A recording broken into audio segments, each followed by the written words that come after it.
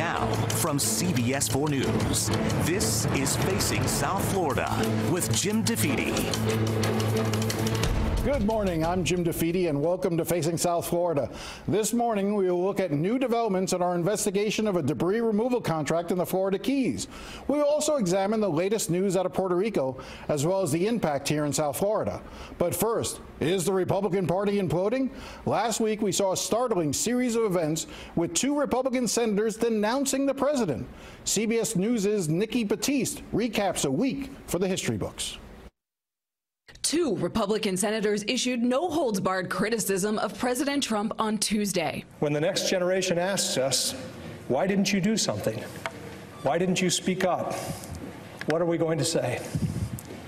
Mr. President, I rise today to say enough. That's Arizona's Jeff Flake on the Senate floor before announcing he would not be seeking re-election when his term is up in 14 months. His reason, in part, so he can freely speak out against Mr. Trump. Reckless, outrageous, and undignified behavior has become excused and countenanced as telling it like it is. Earlier in the day, it was another retiring senator, Tennessee's Bob Corker, publicly rebuking the commander-in-chief. The president has great difficulty with the truth on many issues. I don't know why he lowers himself to such a low standard and debases our country in the way that he does, but he does. President Trump had some choice words for Corker via a series of tweets, calling him incompetent and a lightweight who couldn't get elected dog catcher in Tennessee. I think that they were not likely to be reelected, and I think that shows that the support is more behind this president than it is those two individuals. This all came on a day the president visited the Capitol trying to rally Republicans to support his plan to overhaul taxes. Nikki Batiste, CBS News. Joining me now to discuss the state of the Grand Old Party is Republican activist Marilee Cancio and Nelson Diaz, chairman of the Miami-Dade Republican Party. Thank you both for coming in. Thank you. Great to be here. No need for me to. It's the first time for me to be here. Thank you very much for coming in, but no need for me to have Democrats on. You guys, Republicans, are fighting amongst yourselves, it seems like. Well, I'll answer your question. You asked, is the Republican Party imploding? And if this is the definition of imploding, then I'll take it. Republicans control 33 legislatures and governorships. 2/3 of all governorships in the state of Florida, in the United States. So if that's imploding, then I'll take it. I think a lot of this is really media driven. A lot of it is, there's a few people who are speaking out against the president because there's some disagreements there. But I think most of it is media driven. Absolutely, I agree with you. You're not going to see a fight between both of us here. We're in agreement, and what we've seen 4 special elections that the Republicans have won. The day that Flake gave that speech in Washington, President Trump received a standing ovation amongst Republican senators. So we have 85% of Republican voters that are with the President Trump, that agree with what he's doing. So when you have an approval rating of 85% among Republicans, you don't see a division within the Republican Party. If anything, we've got to look at the Democrat Party, that it's imploding this week with all the bad news they received.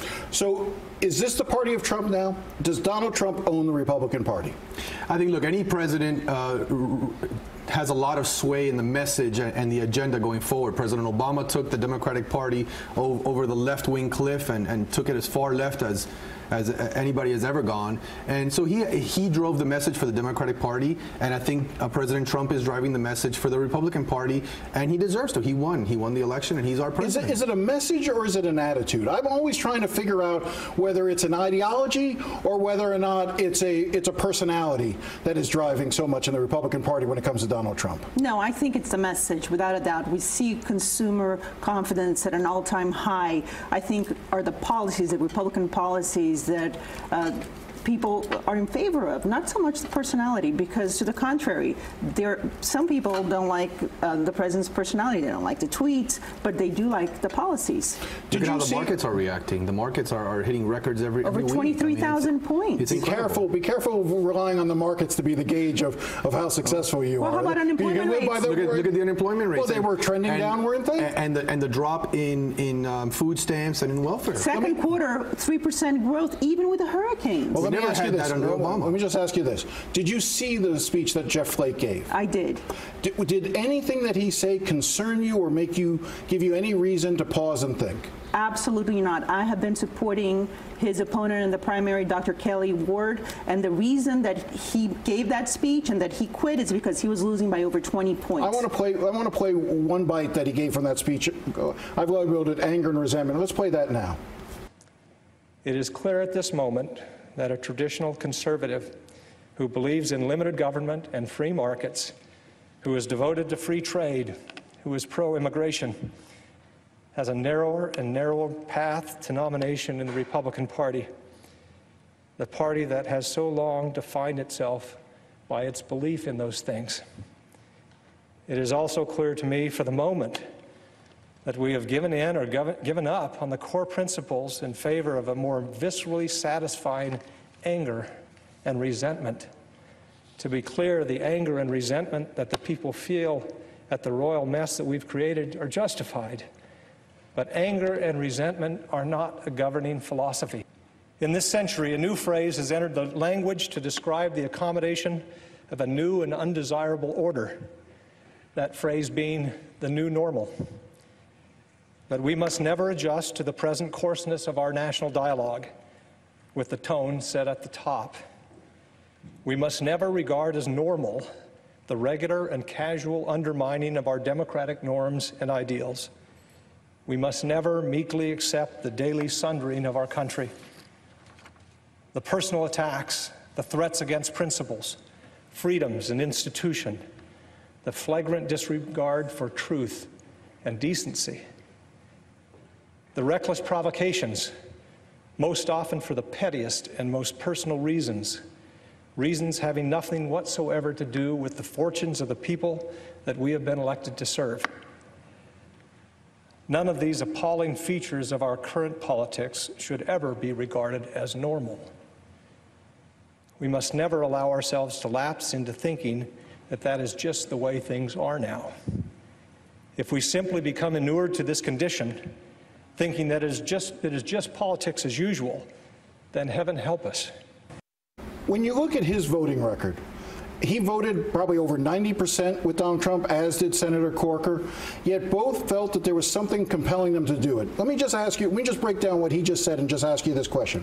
He said, it is clear at this moment a traditional conservative who believes in limited government, free markets, devoted to free trade, and who is pro-immigration has a narrower and narrower path to victory. Do you agree with that?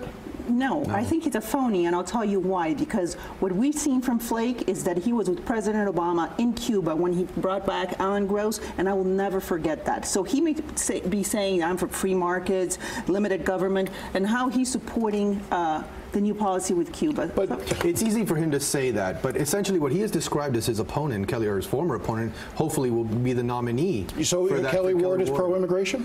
She is pro-immigration. She may be anti-illegal immigration, but that's the whole divide, right? The media is saying that because Republicans are opposed to illegal, because we're supporting and forcing the law, that we're opposed to immigration. That's 100% false. We are not against immigration. We're against illegal immigration. We are supportive of enforcing the laws that we have on the books today and protecting our borders.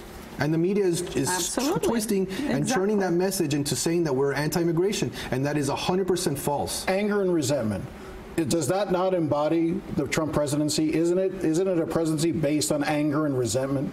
I don't think so, Jim. I think I don't know. It is not. Donald Trump does not. I think he's angry, and I think he's resentful. I think Senator Flake is. Does Donald Trump really present an optimistic vision, or does he present one of a fighter who is angry and tapping into a resentment in the community, but at the same time, that doesn't bring people together? He is not bringing this country together, is he? I believe that there's a lot of people angry at the establishment in Washington, D.C., at the lies that politicians say just to get elected, and when they get there, they don't do their job. Does the president lie?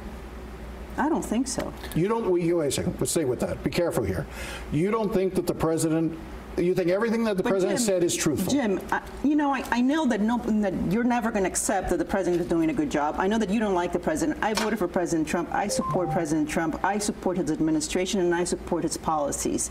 And I'm very optimistic, and I think the country's heading in the right direction. I'm just asking a question. Do you think? I'm just asking the question. Wait a second. All-time high. I just want to say. I just want to ask the question. Does the president lie? I don't know, Jim. So you went from no to I don't know. Look, everybody's human, and I don't know if someone has never ever lied in their lives. I'm not here to talk about that. But does it not trouble you that there are a vast majority of people that do not believe that they can trust what the president says because so many times it's been proven to be untrue? Well, I can tell you how many times Obama opened his mouth and I didn't believe a word he was saying and genuinely believed that he was lying to me. The press wouldn't report it because the press in this country is the second arm of the Democratic Party. It's fascinating you say that. So the ones that are always pointed to is you want to keep your doctor, read my lips, no new taxes. I did not have sexual relations with that woman. You know why we can? I think it's a good week to talk about that one. But you know what? But isn't it interesting? We know those because they stood out in each of their presidencies.